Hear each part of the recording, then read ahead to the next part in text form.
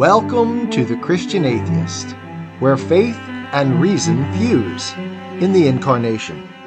Episode number 97, Paradise Lost, Books 11 and 12, Conclusion. Paradise Retained, the Mind of Christ.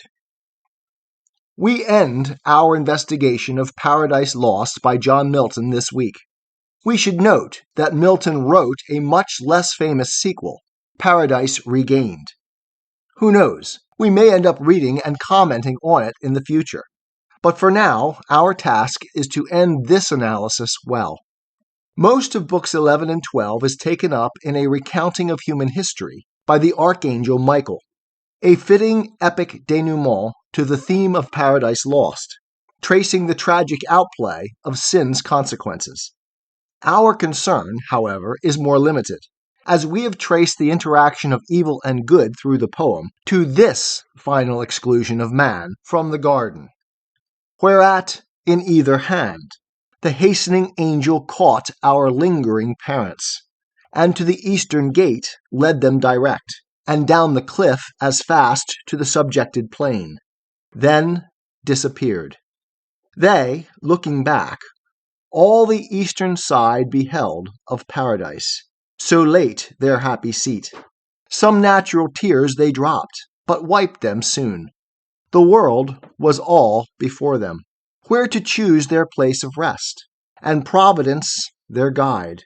They, hand in hand, with wandering steps and slow, through Eden took their solitary way. For me, there is little to no sting left to this final expulsion from Eden. The loss is real, to be sure, but Adam and Eve, walking hand in hand with divine providence their guide, seem to me, as prefigured by Satan in Book 4, still imparadised.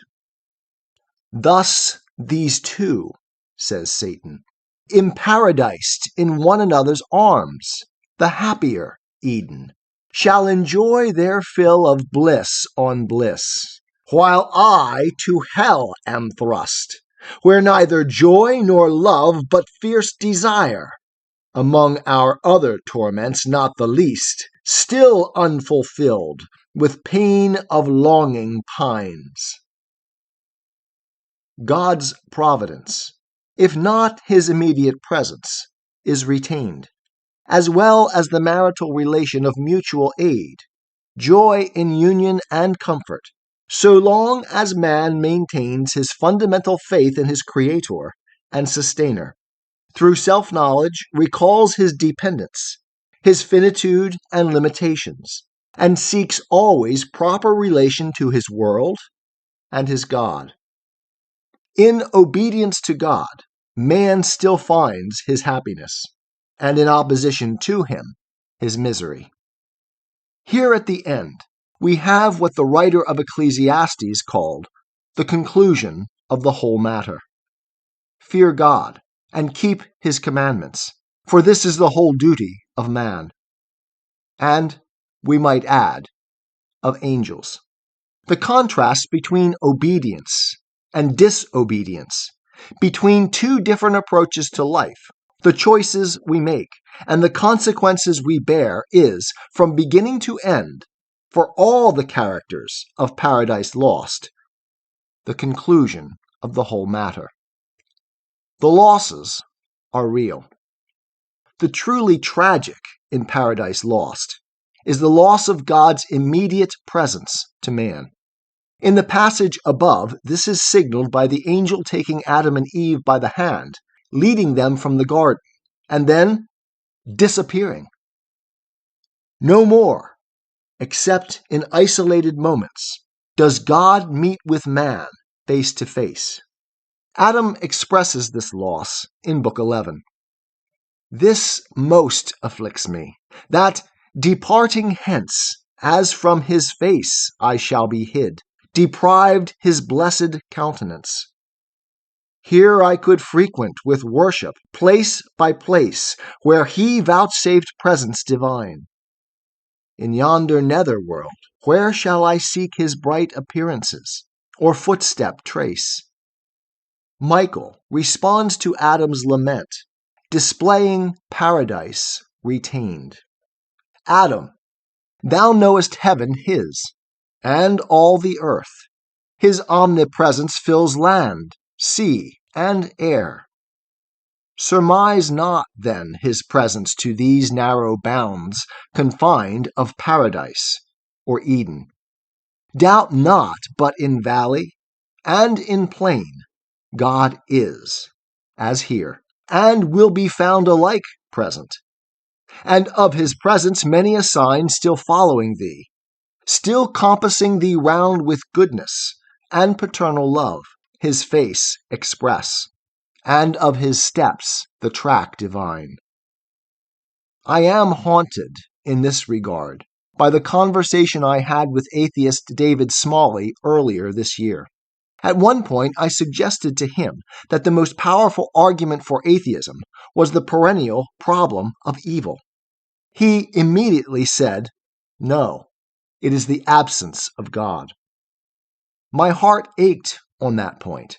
As for believers, God is most decidedly not absent, but, as Michael points out to Adam, present everywhere, with the alteration that now we walk by faith and not by sight.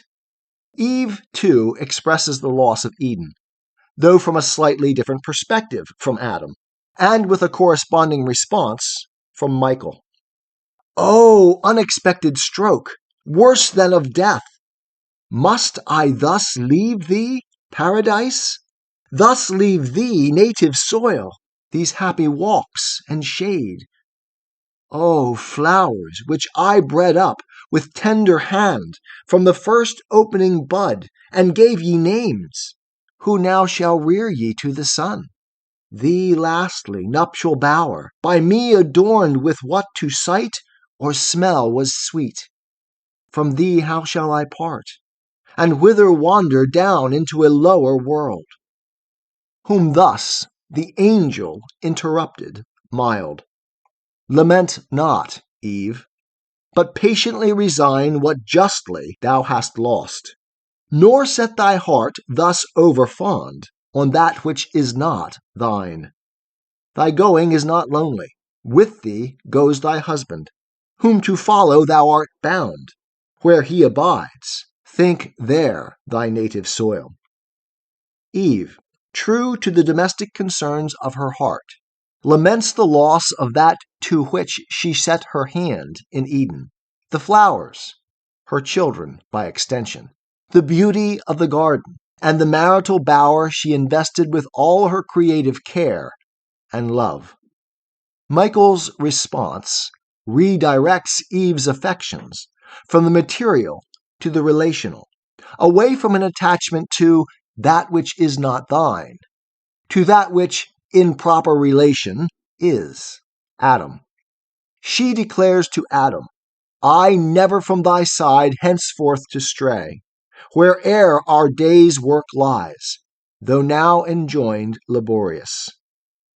The loss is real, but obedience to God's laws, even after the fall, retains for the believer the paradise of obedience, conformity to what God calls the law I gave to nature, which yields man's best life, the goodness of God still accessible to him.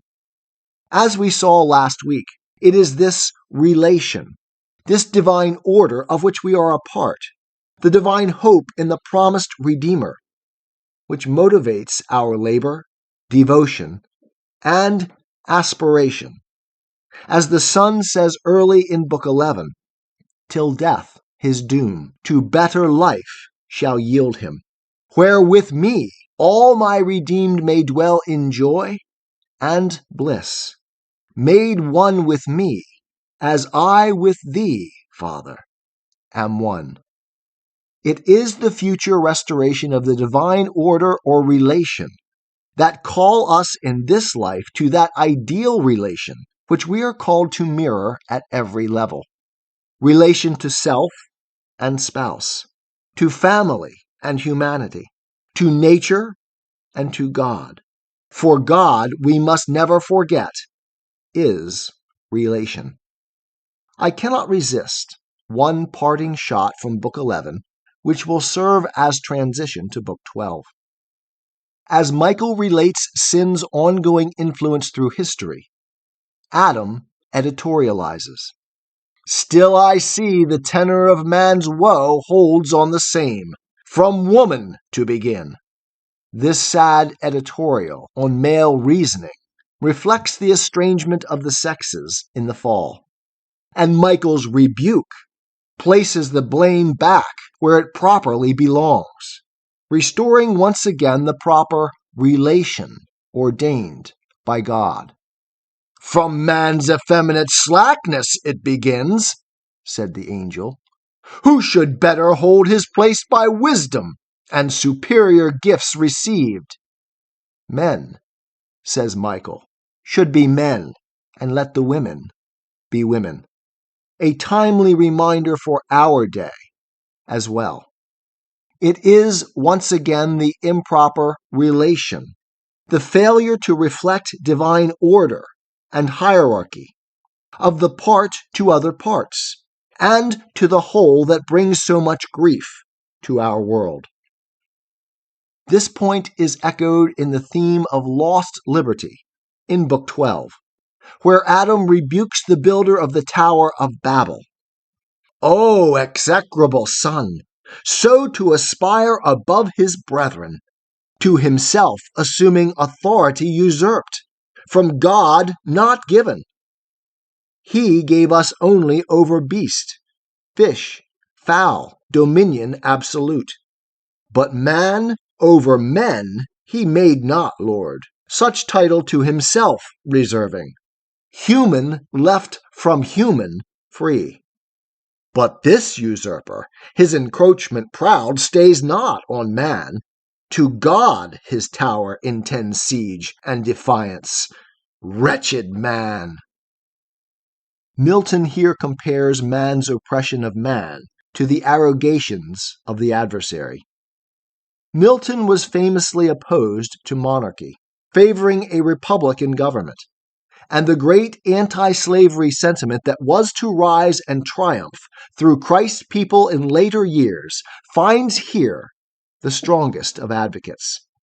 Michael takes the opportunity to express what may very well be the most devastating effect of the fall. Justly thou abhorrest that son, who on the quiet state of men such trouble brought. Yet know withal, since thy original lapse, true liberty is lost, which always with right reason dwells twinned, and from her hath no individual being. In the fall, that is, humanity lost true liberty. We have emphasized throughout our commentary the slavery of Satan, falsely represented to himself and his fallen brethren as freedom, enthralled by evil and tortured by the good they both desire and despise. True freedom, then, is to know the good, and therefore, the classic conclusion indicator, reason in action, to pursue it. Hence God the Father said at the beginning of Book 11 that man came to know both good and evil, since his taste of that defended fruit. But let him boast his knowledge of good lost, and evil got. Happier had it sufficed him to have known good by itself, and evil not at all. Knowledge of the good, then, is true freedom, true reason, as it exists in the divine superlative. For knowledge of evil is not true knowledge at all, as the being of evil is not true being, but a parasitic and contradictory death life, a darkening and obscuring of the real and the true. This is why, as I have emphasized since the origins of our podcast, reason properly employed always leads to God, but reason in man obscured, or not obeyed, immediately inordinate desires, and upstart passions, catch the government from reason. And the government here is, of course, the government of the individual soul. And to servitude reduce man, till then free.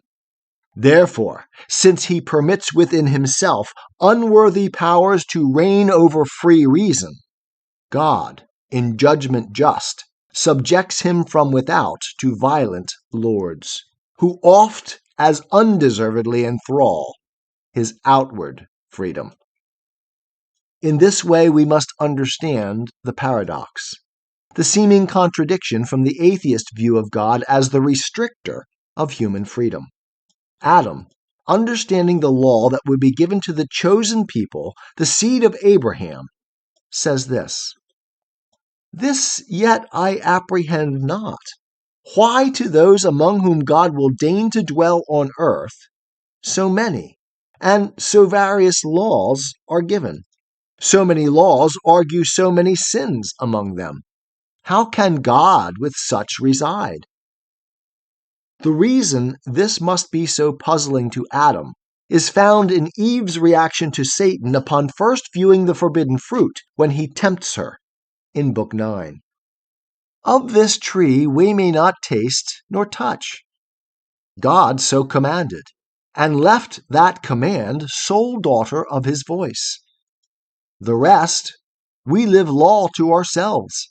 Our reason is our law. Uncorrupted reason needs no law, as it is the law, the very mind of God in man. Thus, as Milton said above, human freedom is one with right reason. Obedience to God, then, is not drudgery, but the very essence of what we have been created to be, the greatest joy we can experience.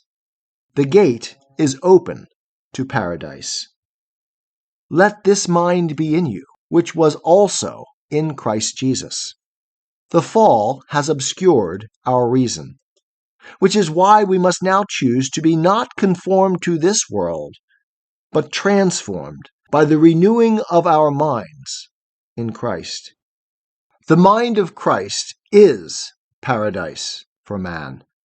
And Milton's great poem ends with the temporal mirror of eternal bliss in unity with Christ, the bond of one flesh. They, hand in hand, with wandering steps and slow, through Eden took their solitary way. I am a Christian, with the searching and skeptical mind of an atheist. I don't want to believe anything that isn't true. I know both sides of the looking glass, and I know them with open eyes. I choose Christ's side. I invite you to join me from wherever you stand before the looking glass. That's this week's episode. Thanks for listening, and remember, you can have your religious cake and eat it too. You can have reason, respect for science, a 21st century worldview, and be a Christian.